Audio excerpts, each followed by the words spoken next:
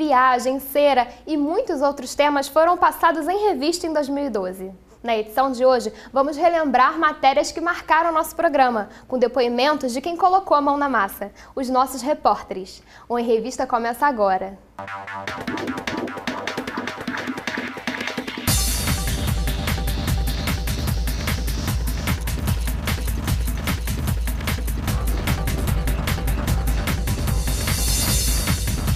Esse ano, vimos quanto assunto a palavra cera rende. E a repórter Rafaela Moreira foi visitar a cidade imperial e descobriu o Museu de Cera com muita coisa legal.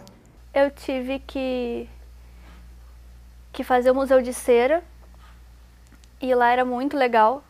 Foi uma experiência nova, além de ter que sair do Rio e ir até Petrópolis. Foi diferente porque a gente teve que ir num lugar onde não é muito conhecido, nem lá e nem os museus de cera. Localizado bem ao lado da Praça do Relógio, o Museu de Cera de Petrópolis teve seu projeto iniciado em 2008. A ideia foi do Renato Bom Tempo e Bruno Vilas Boas, né? Eles optaram pela cidade aqui porque ela já tem uma carga histórica muito grande e eles resolveram trazer esse museu para tornar essa cidade um pouco mais divertida. E lá é incrível, porque você fica apaixonada pelos bonecos e a qualquer momento você acha que ele vai estar atrás de você e você não sabe para que lado você olha e qual personagem você gosta mais.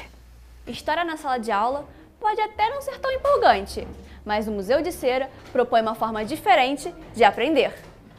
Dom Pedro II nasceu em 2 de dezembro de 1825, no Rio de Janeiro. Governou o país por 58 anos. Porém, seu reinado teve um final incomum. Ele foi deposto. Princesa Isabel, filha de Dom Pedro II, tornou-se herdeira do imperador após a morte do seu irmão, Dom Afonso. Quando regente do Brasil, Princesa Isabel assinou a Lei Áurea, que aboliu a escravidão do país. Melhor é quando a gente aprende tudo isso e ainda pode tirar uma foto, ao lado dos dois personagens, que ganharam uma homenagem no Museu de Cera. O museu foi inaugurado em 2011. E não traz personagens somente da história, mas também do cinema. Olha quem está aqui do meu lado, Capitão Jack Sparrow.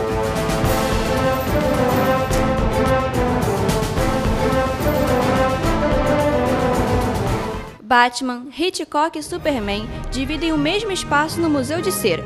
Não foi só no cinema que Bruce Wayne, mais conhecido como Batman, teve que dividir seu espaço com o inimigo Pinguim, e amigavelmente. Superman fica nos observando do ar e seu cenário teve direito a uma música tema do filme e tudo mais. E o diretor Alfred Hitchcock, mestre do suspense, também ganhou uma homenagem com a montagem do cenário de Psicose, um de seus filmes mais famosos. Tá. Presidente, é o ministro.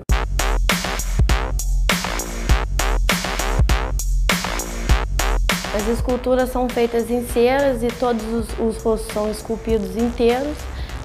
As imagens são montadas, todas elas, uma a uma, e são feitos estudos para tirar tamanho do rosto, medidas, peso, tamanho do corpo.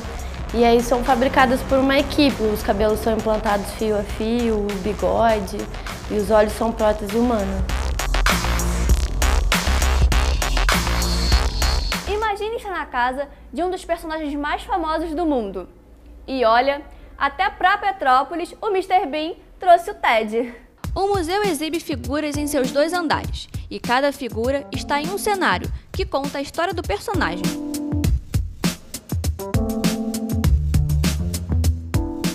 Algumas delas foram encomendadas, como as históricas e as brasileiras, como o Santos Dumont, Dom Pedro II, mas algumas eles já fabricavam, porque são artistas estrangeiros, né, norte-americanos, como o Mr. Bean, o Super-Homem e o Alfred Hitchcock.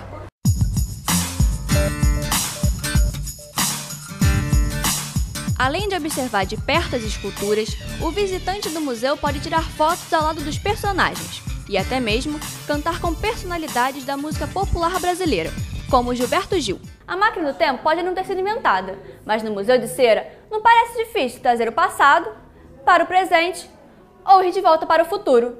Não saia daí, porque ainda tem muito assunto para ser passado em revista. A gente já volta.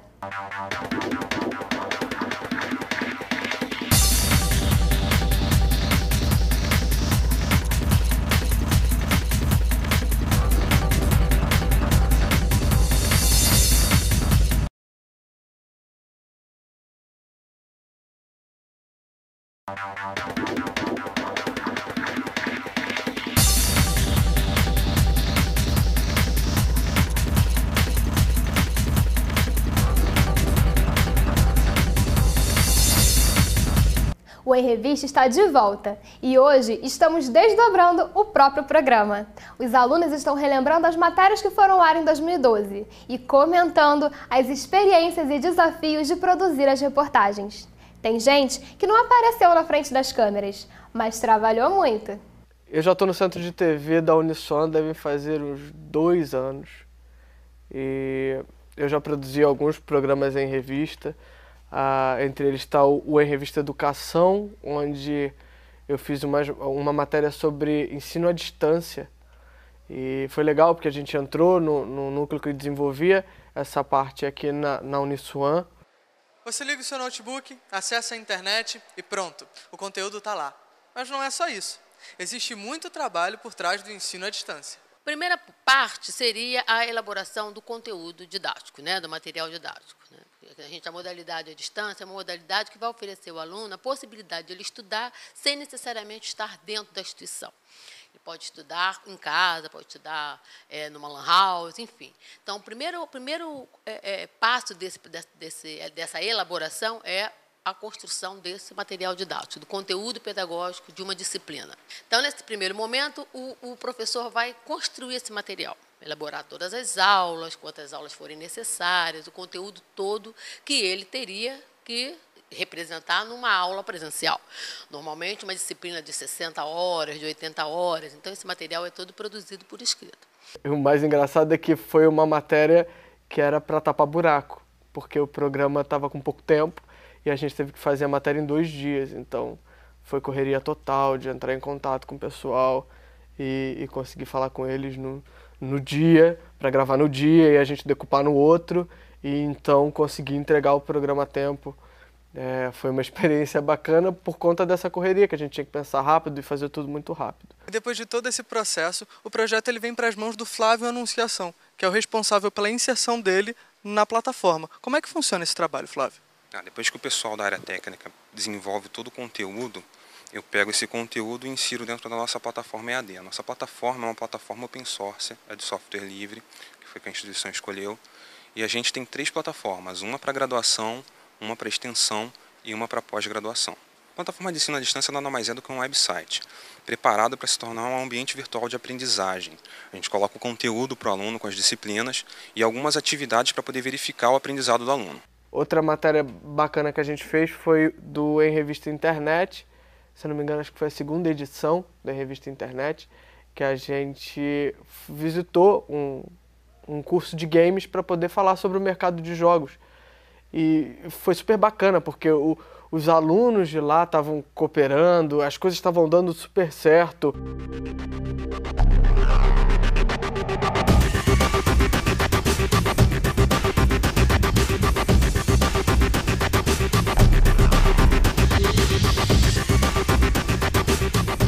Jogos de aventura, ação, lutas, corrida.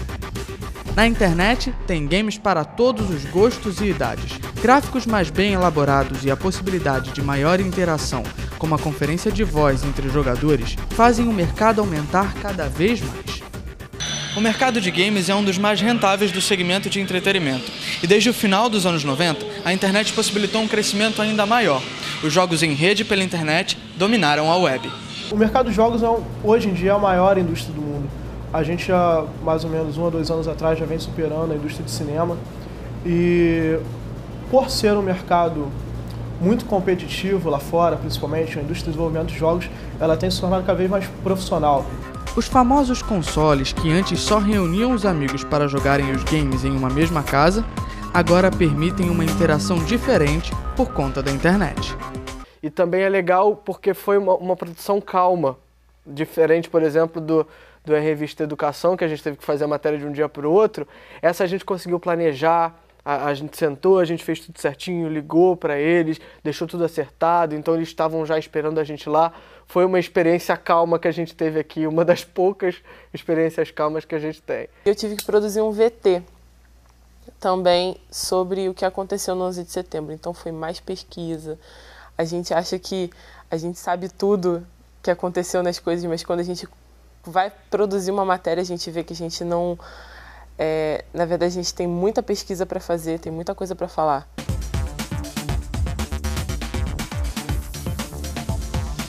O projeto ele foi concebido nos anos 50, né?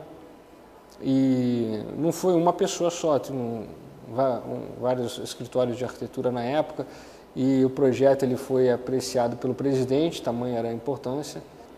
As torres eram formadas por estrutura metálica, basicamente. Então, havia um núcleo, ela foi projetada com um núcleo central, formado por 47 pilares, colunas. Então, essas colunas eram de dimensões variáveis, né? À medida que a altura vai aumentando, ela vai reduzindo, a seção transversal vai reduzindo, porque vai diminuindo o carregamento solicitante também.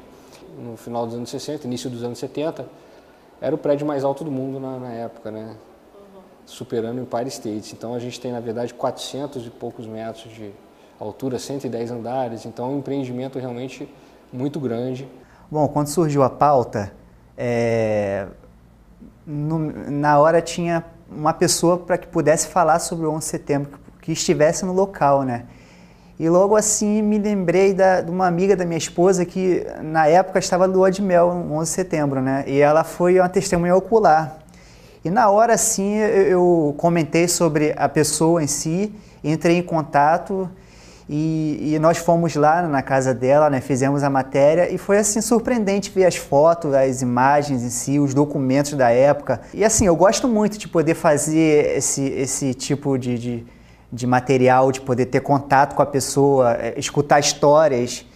E assim, eu acredito que para frente eu vou ter um conhecimento muito maior, mas esse começo aí não tem preço. No dia em que o mundo via a tragédia pela TV, Maria Rita estava lá. Estava em lua de mel. Fui para Nova York e fui visitar as Torres Gêmeas nesse dia. E ia subir, ia visitar. Eu tinha ido no Empire no domingo e na terça-feira estava indo para lá, junto com meu marido. A gente pegou o metrô, né?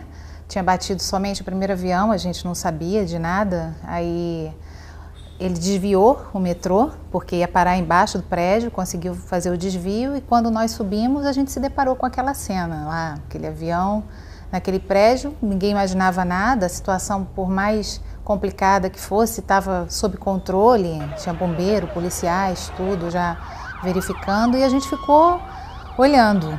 Nós não sabíamos de nada, a gente achava que realmente tinha sido um acidente. E todos ficaram olhando para aquela situação até que se deu o segundo avião na segunda torre. E quando a gente correu, porque nós tivemos que correr, todo mundo teve que sair dali porque o prédio ia desabar. Eu e uma multidão correndo, bem, aquela fumaça vindo para cima de você. O céu escureceu, só era fumaça. A fumaça virou aquela neve, parecia que tinha coberto por neve, tudo branco, né? Mas até aquilo passar, até você ver a cor do céu novamente, demorou muito. A gente se jogou no chão, os policiais vieram distribuindo água para todo mundo que estava ali no chão, pelo menos para poder limpar o rosto, os olhos, né? Mas a hora que a gente descobriu mesmo, já tinham batido os 2 aviões e estava dando em tudo que é televisão que estava, na rua, em lojas de departamento, em bares, era tudo falando somente que a cidade tinha ataque terrorista e que tinha aqueles outros aviões em outros locais. Mas você tá ali e saber que por pouco você escapou, por minutos talvez você tenha escapado, é uma sensação meio assustadora.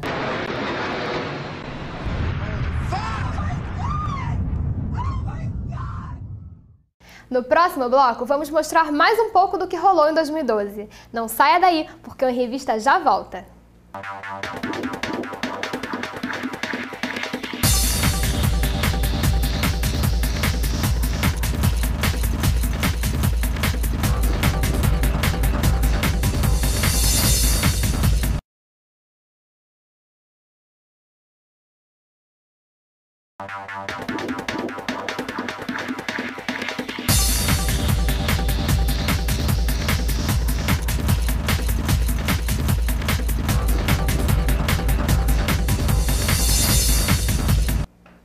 Muitos temas foram passados em revista em 2012. Então, nós aproveitamos essa edição para relembrar junto com os nossos repórteres as matérias que marcaram o programa.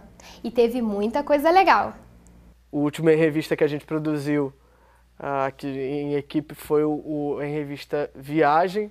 De todos os Em Revistas de 2012 que a gente fez, foi o que a gente conseguiu trabalhar mais em grupo. O trabalho inteiro, se você reparar, eu acho que foi até mesmo o programa mais enxuto que a gente fez, ele tem o dedo de cada um dos estagiários daqui do Centro de TV. Inclusive, a gente passou por poucas e boas, que a gente foi fazer uma parte lá que era para dicas de como arrumar mala. Então, juntamos nós três, eu, Isabelle e Rafaela, com a professora que ensinou tudo, para depois, no outro dia, ir lá e fakear lá como é que a gente ia arrumar a mala. E ficou bacana, acho que elas também se divertiram. Seguindo as dicas da professora, montamos uma mala de 23 quilos e conseguimos colocar muita coisa para a nossa viagem. Quer aprender também? Vamos lá! Coloque os sapatos no fundo.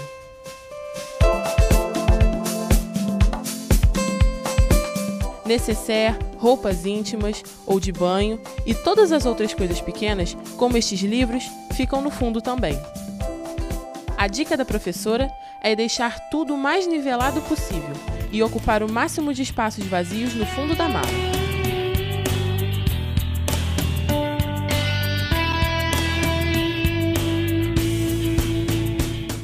Meu Deus, o que foi fazer aquela mala? No estúdio estava todo mundo descalço, que a gente tirou todos os sapatos para poder botar dentro da mala. Foi divertido, a gente teve que trazer roupas de casa, andar com aquele peso todo e chegar aqui e montar aquela mala toda. Também encontrar a professora foi outra coisa muito complicada, porque a gente tem o pessoal de turismo aqui, a gente teve que tentar entrar em contato com a professora de turismo, ver com a professora de turismo se tinha alguém que pudesse falar com a gente e também conciliar horário, principalmente em períodos de prova, porque foi no começo das avaliações do final do ano. Então, todos eles estavam ocupados, não foi difícil achar só para mala, foi difícil achar para tudo. Também nesse Em Revista Viagem, apesar da gente ter feito toda essa produção em estúdio e tal, também teve uma matéria que a gente fez sobre a Jornada Mundial da Juventude. Aí essa sim foi uma matéria que eu achei que ficou num padrãozinho telejornal. E é o tipo de coisa que a gente, como aqui é um laboratório, a gente acaba experimentando tanta coisa diferente e tenta fazer tudo tão criativo que chega na hora e existem coisas que a gente precisa fazer uma coisa mais padrãozinha. E acho que ficou um padrãozinho legal. Palco de grandes eventos no país, o Rio de Janeiro se prepara para receber um dos maiores encontros de peregrinação católica. Entre os dias 23 e 28 de julho de 2013, acontece aqui a Jornada Mundial da Juventude, um encontro que promete reunir até 2 milhões de pessoas. Na edição anterior, em 2011, o evento aconteceu em Madrid e levou jovens estrangeiros de mais de 189 países para a jornada. É uma verdadeira festa da fé, né? Onde jovens do mundo todo possam se reunir e celebrar a nossa fé, uma mesma fé de vários jovens do mundo todo, de várias partes do mundo. E o Papa João Paulo II, ele deu pra gente essa jornada como uma forma de do jovem se aproximar do Papa, se aproximar de Deus. Assim como em Madrid, a jornada que vai acontecer no Rio promete movimentar o país inteiro. Uma semana antes da jornada acontecer, acontece no país onde é escolhido, né, a jornada, a Semana Missionária, como a gente chama aqui no Brasil. É uma semana antes, né, e também dura uma semana. Aqui, se eu não me engano, é de 16 a 20 de julho de 2013. E onde o jovem que vem pode escolher uma cidade onde ele quer participar e o jovem daquele lugar, no caso os brasileiros, ficam na diocese trabalhando como voluntário para receber os jovens dos outros países. E para receber tantos fiéis estrangeiros, o trabalho voluntário é fundamental. No caso aqui no Rio, né, a gente está trabalhando para que eles possam ser acolhidos da melhor forma, através das casas de família, onde a família pode abrir as portas de sua casa e acolher o rosto de Cristo que veio num jovem peregrino, né, além das paróquias, das escolas também, para ser recebido dessa forma. E nos aeroportos também a gente está tendo um grande trabalho de voluntários, né, para poder receber, acalentar e desde o primeiro momento eles sentirem verdadeiramente o fogo que é a jornada, né, esse calor de jovens, esse calor da igreja mesmo católica. Para Isadora, esse evento também estimula os jovens a viajar. Além da jornada, vir conhecer a cidade de uma forma bem mais simples, bem mais, talvez, alegre, né? Para poder conhecer uma outra cidade. Então isso também influencia bastante. O espanhol José Marquês trabalhou na jornada em Madrid e agora está no Rio ajudando na preparação. Eu trabalhei no departamento financeiro da jornada de Madrid. Disseram que se eu queria vir para cá também para ajudar como voluntário, fazer alguma coisa, que estava bem recebido. Então eu disse, Rio de Janeiro, sim. Há um tempo na cidade, o jovem já tem as suas impressões sobre os cariocas. É estupenda cá isto, é muito engraçada. A gente tem um coração assim de grande. Muito bem, muito bem. Eu quero fazer um chamamento para todo mundo que seja voluntário, porque acá é muito legal.